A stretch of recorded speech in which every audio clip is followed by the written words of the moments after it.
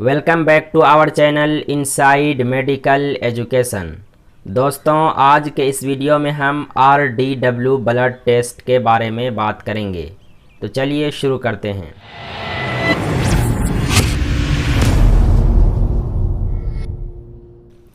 दोस्तों, RDW जिसका पूरा नाम रेड सेल डिस्ट्रीब्यूशन विथ होता है, इसको एक सिंपल लाइन में अगर समझें तो इसका मतलब ये हुआ कि हमारे ब्लड में जो लाल रक्त कोशिका है उसके आकार में कितना परिवर्तन हुआ है।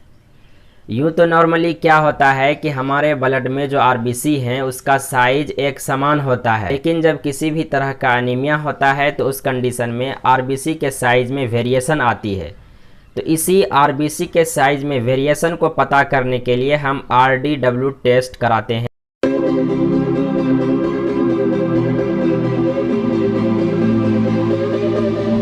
यानी हमारे जो पेरिफेरल ब्लड स्मीयर हैं उसमें आरबीसी के साइज में कितनी वेरिएशन आई है, इसी के बारे में पता लगाने के लिए हम RDW टेस्ट कराते हैं। तो चलिए अब हम RDW टेस्ट के नॉर्मल वैल्यू की बात करते हैं। दोस्तों, RDW का नॉर्मल वैल्यू 11.5 से 14.5% होना चाहिए। इसे परसेंटेज में डिनोट किया जाता है। तो चलिए अब आरबीसी के डायमीटर की बात कर लेते हैं। सामान्यतः आरबीसी का डायमीटर 6 से 8 माइक्रोमीटर होता है, लेकिन जब आरबीसी का डायमीटर ज़्यादा या कम हो जाता है तो उसी के वजह से रेड सेल डिस्ट्रीब्यूशन विथ में भी कमी या ज़्यादती हो जाती है। चलिए अब इसके क्लिनिकल कंडीशन की बात करते हैं कि किस किस क्लिनिकल कंडीशन में RDW का वैल्यू बढ़ जाता है तथा घट जाता है और किस में नॉर्मल रहता है।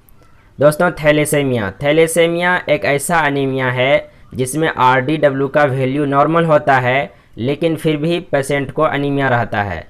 ये एक तरह का इनहेरिटेंस डिजीज़ है जिसमें कि एनीमिया तो होता है लेकिन RDW का वैल्यू नॉर्मल ही रहता है।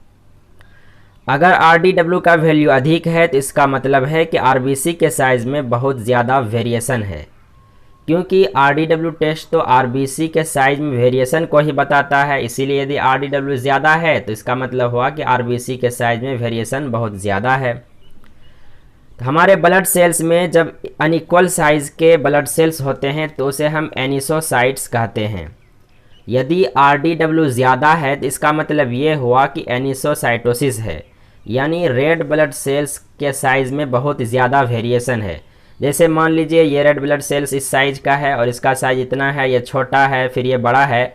यानी इस तरह से जो वेरिएशन हो रहा है इसको हम कह सकते हैं कि यह एक तरह का एनिसोसाइट्स आरबीसी है, यानी इसके साइज़ में बहुत ज़्यादा वेरिएशन है।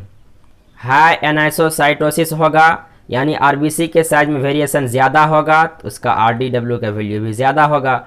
और जब लो एनिसोसाइटोसिस होगा तो नॉर्मल RDW होगा। लो एनिसोसाइटोसिस का मतलब हुआ कि आरबीसी के साइज में उतनी ज़्यादा वेरिएशन नहीं है, बल्कि वह नॉर्मल है। जब आरबीसी साइज नॉर्मल है तो RDW का वैल्यू भी कुछ नहीं होगा, यानी कि नॉर्मल मात्रा में होगा। तो चलिए अब बात करते हैं कि विटामिन B12 और B9 की कमी की वजह से RDW के वैल्यू में क्या फ़र्क पड़ता है। दोस्तों, जब हमारे बॉडी में विटामिन B12 और B9 की कमी हो जाती है तो उस कंडीशन में RDW का वैल्यू बढ़ जाता है और MCV का वैल्यू भी बढ़ जाता है। इसमें MCV और RDW दोनों बढ़ जाता है, यानी कि MCV बढ़ने का मतलब हुआ कि आरबीसी का जो वॉल्यूम है वो भी बढ़ गया है। और RDW इसीलिए बड़ा हुआ क्योंकि आरबीसी के साइज़ में वेरिएशन आ गई है, नॉर्मल रेंज से आरबीसी का साइज़ बड़ा हो गया है। और आयरन डिफिशियंसी एनीमिया में क्या होता है, इसमें RDW का वैल्यू तो बढ़ जाता है लेकिन MCV का वैल्यू नॉर्मल से कम हो जाता है। क्योंकि MCV का वैल्यू कम है, इससे यह पता चलता है कि इस आरबीसी का वॉल्यूम जो है वो कम हो गया है।